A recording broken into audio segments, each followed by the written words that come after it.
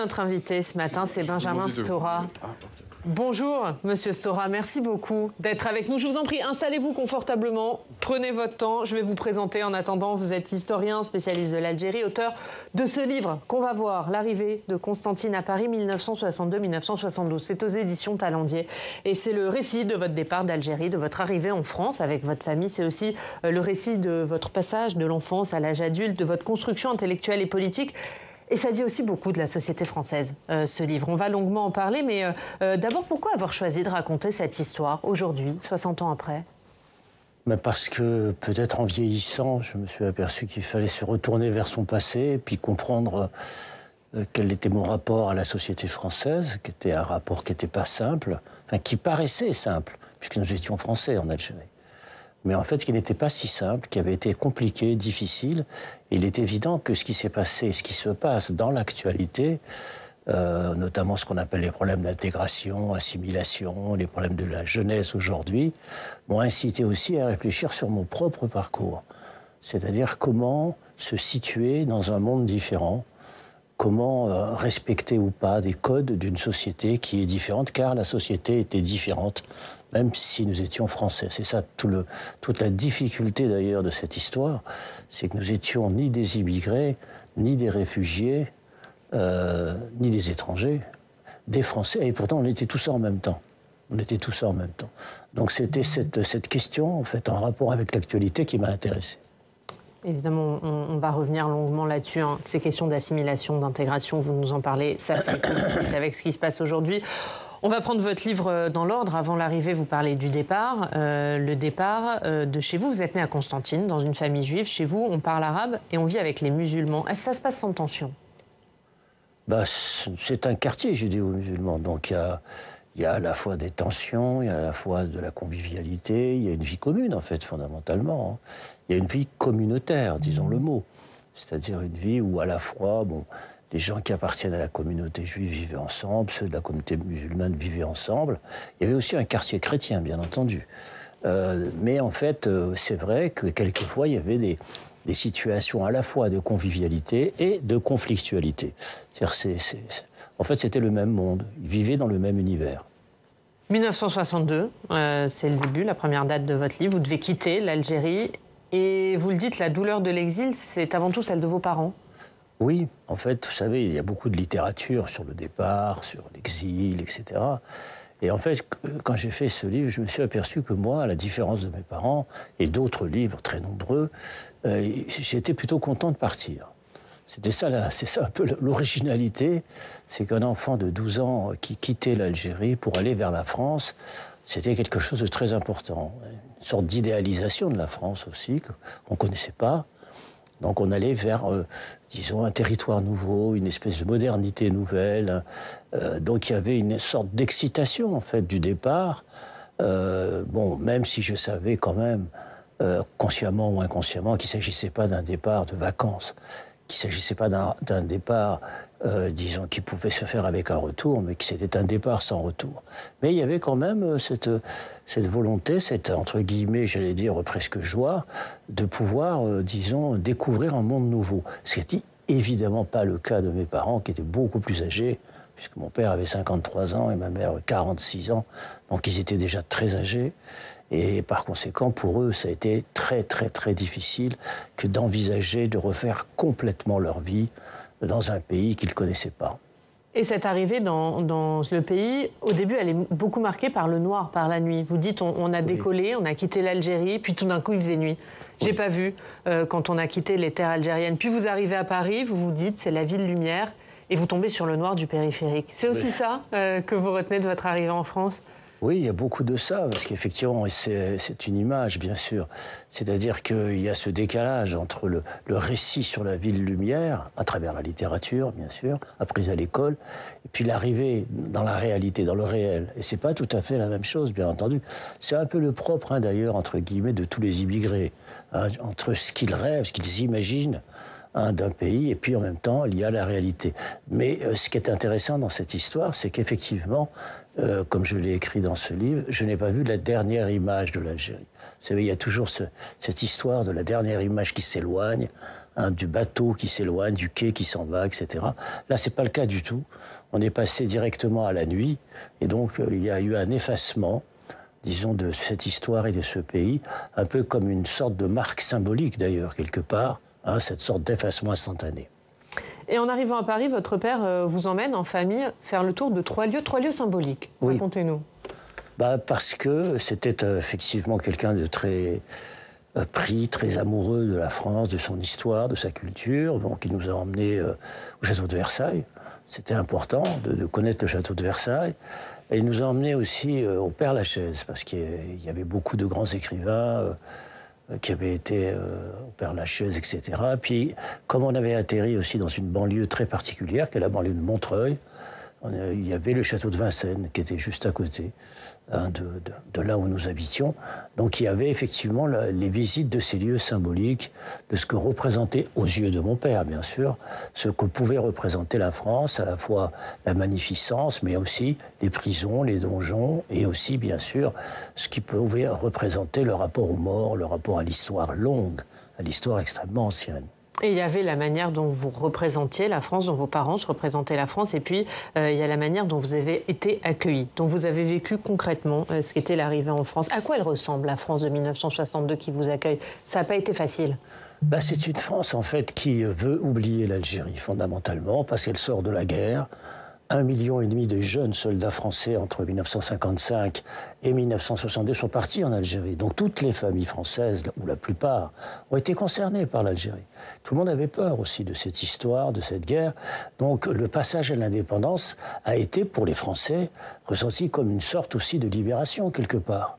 Donc, et pour eux, vous étiez du mauvais côté de l'histoire, entre guillemets. Voilà. C'est-à-dire qu'en fait, pour ceux qui arrivaient, ce n'était pas la même histoire, bien entendu, parce que perdaient, entre guillemets, un pays, alors que ceux qui étaient en métropole, qui vivaient en France, eh bien, dans le fond, c'était une histoire nouvelle qui commençait, surtout qu'on était dans la période des 30 Glorieuses.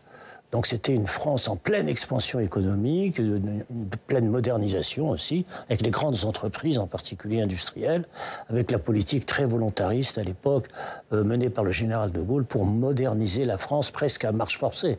Donc il y avait par conséquent un décalage très fort, très grand, entre ceux qui arrivaient et puis ceux qui vivaient à l'intérieur de la société française et qui aspiraient à plus de consommation et de prospérité.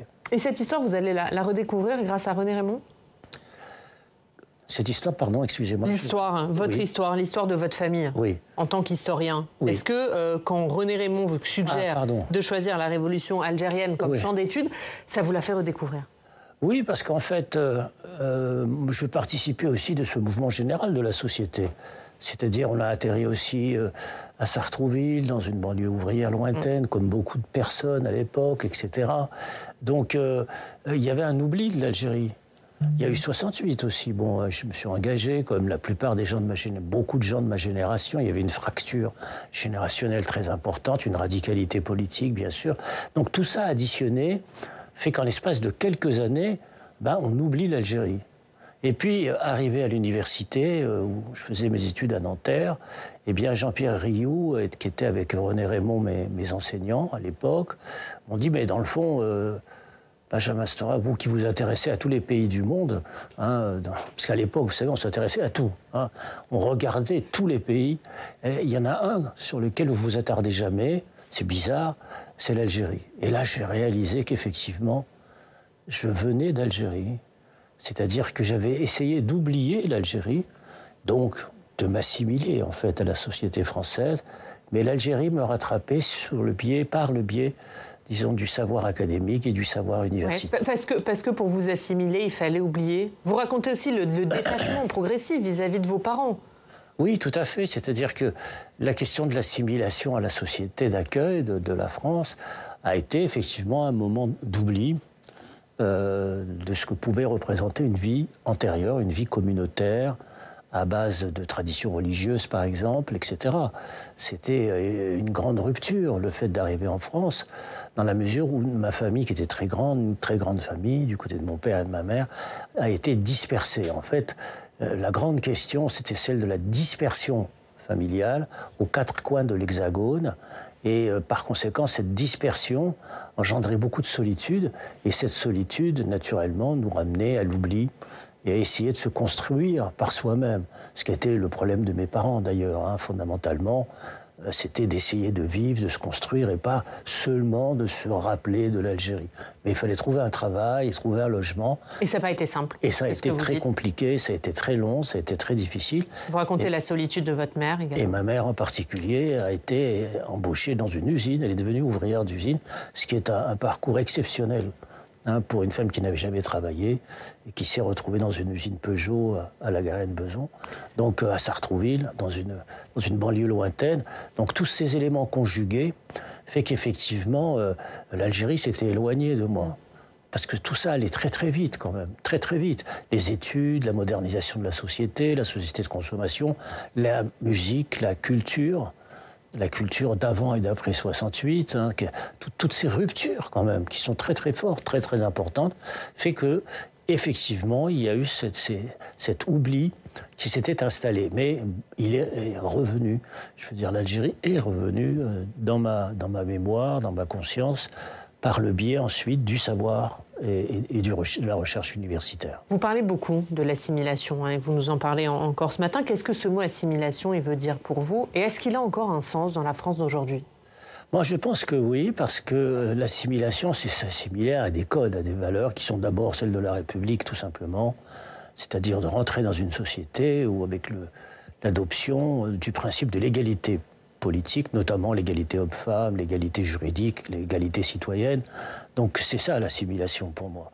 C'était d'accepter cette société qui n'était pas une société divisée simplement en communautés juxtaposées, mais c'était d'exister à l'intérieur d'un ensemble, d'un vivre ensemble qui était naturellement celui qui était organisé par la République. Donc l'assimilation, oui. Mais l'assimilation avait aussi un inconvénient. C'était qu'il fallait effectivement ne pas montrer ses origines. C'est ce que j'explique dans le livre. C'était difficile. Il y avait quelque part une forme de dissimulation des origines à travers le processus de l'assimilation. Donc il a fallu à la fois pénétrer dans cette société en y respectant les codes de la République, mais en même temps en essayant en soi de maintenir, disons, des traditions, une histoire antérieure, une histoire de l'origine.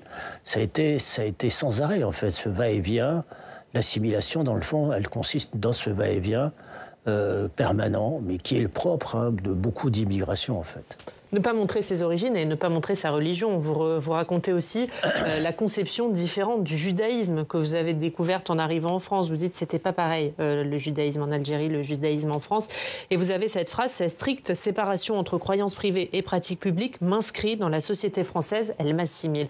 Comment vous regardez les débats d'aujourd'hui sur la religion, notamment sur les signes religieux dans l'espace public, à l'école? Il y a eu en cette rentrée un débat sur l'abaya. Quel regard vous avez là-dessus?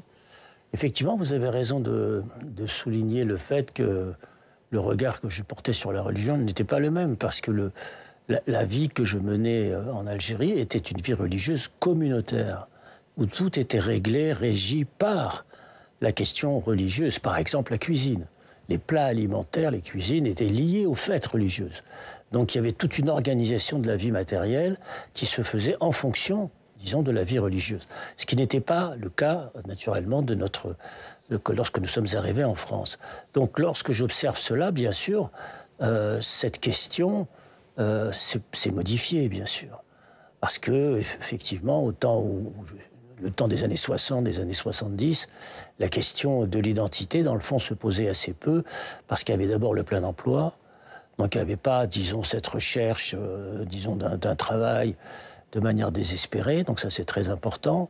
Il y avait aussi, disons, une république qui se voulait davantage égalitariste et davantage citoyenne, etc. Une classe politique qui ne se posait pas cette question, qui ne se posait pas le problème, disons, d'une immigration qui pouvait être séparée du reste de la société française. Toutes ces questions ont explosé littéralement récemment, c'est-à-dire depuis les années 80, fondamentalement.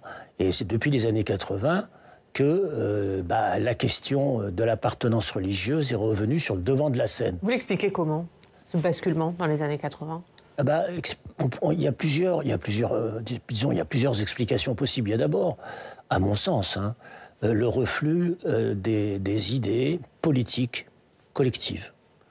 La crise du libéralisme politique, la crise du socialisme français, du communisme aussi, qui a disparu à l'époque, tous ces instruments-là étaient des instruments de socialisation extraordinaires.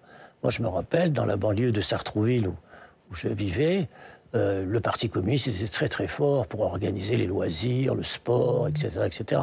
C'était beaucoup moins le cas, bien sûr, par la suite, dans les années 80. Donc il y a d'abord un affaiblissement de cela, un affaiblissement de l'idée d'un progressisme, c'est-à-dire qu'on va aller vers plus de progrès.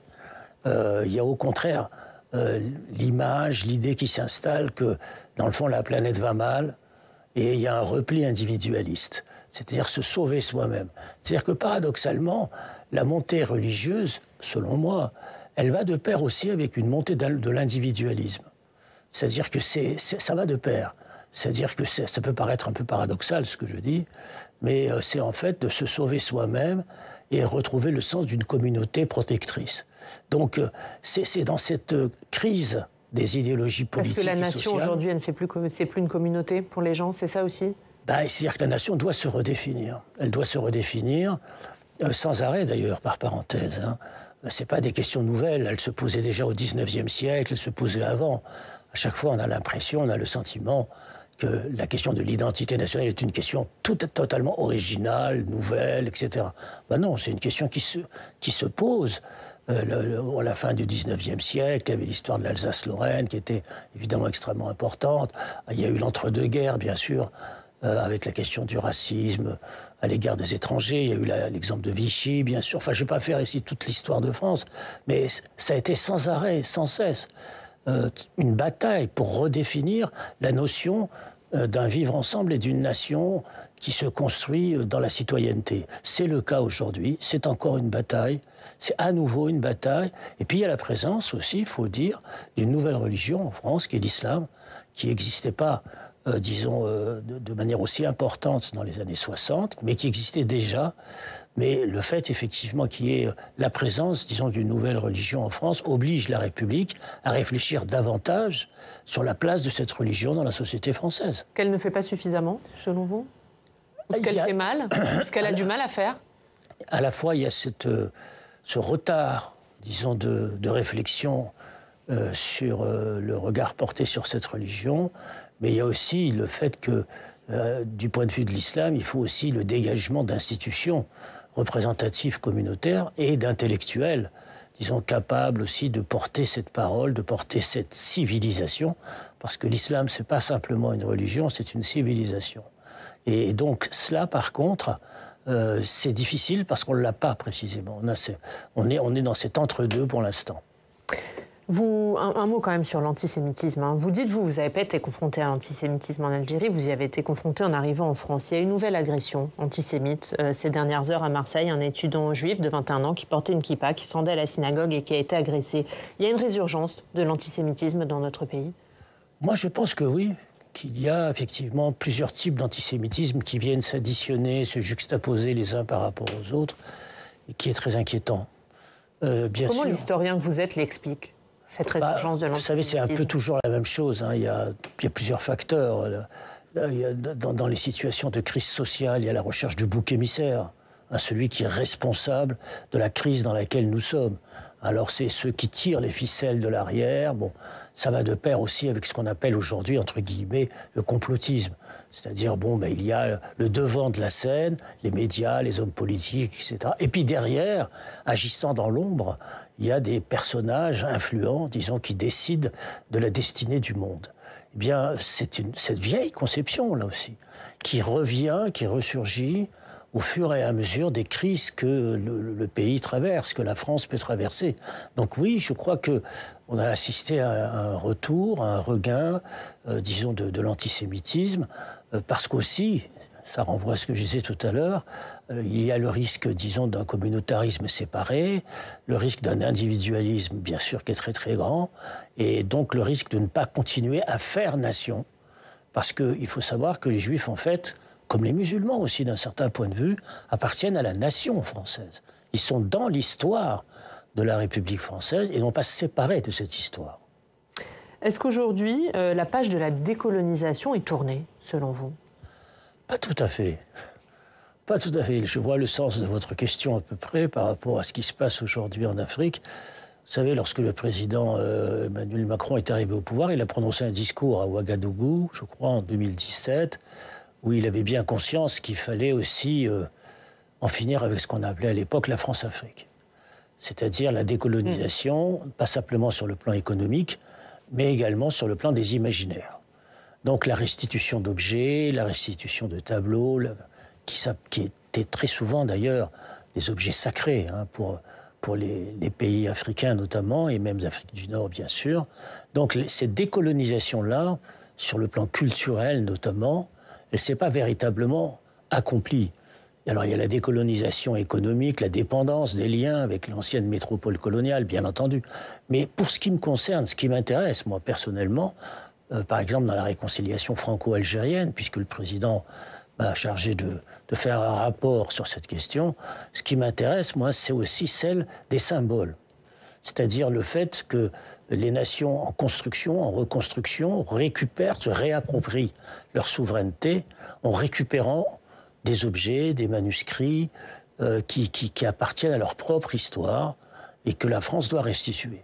Je crois qu'il y a tout un travail de réflexion à mener en France aujourd'hui sur cette question de la restitution, travail qu'on a commencé d'ailleurs à mener à travers l'existence d'une commission mixte d'historiens français et algériens. Qu'est-ce que vous répondez à ceux qui dénoncent un exercice de repentance? Il n'y a jamais eu de repentance en France. Moi, je veux bien qu'on dénonce la repentance, mais encore faut-il qu'elle existe. Je veux dire, à ma connaissance, il n'y a pas tous les matins des discours d'hommes politiques français qui s'excusent ou qui... Non, il n'y a pas ça, pardon. Il y a, au contraire, une situation où on continue d'avancer sur un mode qui est celui de la fin de cette histoire des colonies depuis très longtemps. Or, c'est pas vrai. On a cru qu'il fallait oublier, qu'il fallait en finir. C'est d'ailleurs l'objet de ce livre. Hein. C'est le fait d'avoir oublié sans jamais vraiment oublier. C'est-à-dire d'être encore, disons, dans cette situation de traces qui continuent d'agir et de fonctionner. Donc, par conséquent, oui, la repentance, disons, elle est beaucoup invoquée, mais c'est surtout un argument, à mon sens, qui est plus un argument polémique, idéologique, politique, qu'un argument de réalité. Et les peuples en Afrique aujourd'hui, très franchement, n'ont pas le sentiment que la France ait fait une repentance quelconque. Ça, il suffit d'aller passer quelques jours et travailler en Afrique pour le savoir. Comment vous les qualifiez aujourd'hui, les relations franco-algériennes? Ce sont des relations difficiles parce que vous savez, la France est restée 132 ans en Algérie. C'est considérable. C'est sur des générations et des générations. 5, 6, 7 générations. Donc on ne peut pas dénouer une histoire aussi longue par un seul discours, par un seul mot ou par un seul geste. Il y a tout un travail à mener qui est très long. C'est ce travail que nous commençons seulement maintenant à mener. C'est-à-dire de reconnaissance, pas de repentance, mais de reconnaissance de ce qui a été fait pendant ces 132 ans. Bon, il y a déjà un certain nombre de gestes qui ont été faits par le président de la République. Il y en a d'autres qui suivront, je pense. Donc, il y a tout un travail de pédagogie. Qu'est-ce que vous attendez encore comme geste du président de la République? Il faudra qu'on continue, par exemple, l'examen des archives sur la question, disons, de ce qui s'est passé en Algérie, mais aussi la question des disparus, et puis les essais nucléaires qui ont eu lieu, notamment au Sahara, etc. Donc il y a encore beaucoup, je peux citer d'autres exemples, il y a énormément d'exemples, parce que malheureusement, on a trop eu tendance à voir les rapports franco-algériens sur un registre extraordinairement psychanalytique, traumatisme, etc. Or, il y a des questions très pratiques, très réelles. La question des cimetières, par exemple. C'est des questions très importantes pour faire le travail de deuil d'une histoire. Donc il faut s'atteler à un exercice de travaux pratiques, en fait, fondamentalement, dans les rapports franco-algériens. C'est ce à quoi on essaie de s'atteler aujourd'hui. Est-ce qu'il faut que ça aille dans les deux sens? Est-ce qu'il faut aussi des gestes du côté d'Alger? Tout à fait. Il faut que ça aille dans les deux sens, parce que, évidemment, il faut aussi que du côté algérien, il y ait un certain nombre de gestes qui soient faits, qu'il y ait aussi l'ouverture des archives qui soit accomplie du côté algérien, parce qu'il y a des archives en Algérie et qui et les chercheurs algériens d'ailleurs eux-mêmes réclament l'ouverture de ces archives. Je prends cet exemple parce qu'il me paraît particulièrement important pour un historien. Donc il y a effectivement des gestes à faire de part et d'autre, mais quand même, la France a été la puissance colonisatrice. Donc c'est d'elle qu'on attend aussi, bien sûr, le plus grand nombre de signes. Est-ce que cette histoire douloureuse entre la France et l'Algérie, elle explique aussi en partie la brouille actuelle entre la France et le Maroc? Oui et non. Oui, parce qu'effectivement, le fait de se rapprocher de l'Algérie n'a pas plu effectivement aux autorités marocaines. Mais c'est pas simplement une question de jalousie, où on va privilégier un rapport plutôt qu'un autre. Je crois pas. Je crois que plus fondamentalement, il y a le problème du Sahara. C'est le problème du Sahara, le problème du Sahara occidental et de la position française qui est une position médiane, qui est une position intermédiaire entre la question de l'autonomie, de l'indépendance et du référendum possible d'autodétermination au Sahara, qui a fait se creuser au fur et à mesure des années passées la divergence entre la France et le Maroc. Ça ne date pas d'aujourd'hui. Depuis très longtemps, depuis pratiquement les années 70, depuis ce qu'on a appelé la Marche verte, au Maroc, c'est très vieux, vous voyez. Eh bien, effectivement, les autorités marocaines attendent davantage, toujours, de clarification politique des positions françaises sur la question du Sahara, qui ne vient pas, d'autant qu'aux États-Unis, les choses ont évolué, les choses ont changé. Donc la situation géopolitique a changé. Merci Benjamin Stora. Merci infiniment d'avoir été notre invité. Merci pour cet entretien passionnant. Je rappelle le titre de votre livre, L'arrivée de Constantine à Paris, on le voit, 1962-1972, c'est aux éditions Talendier. Merci d'avoir été avec nous.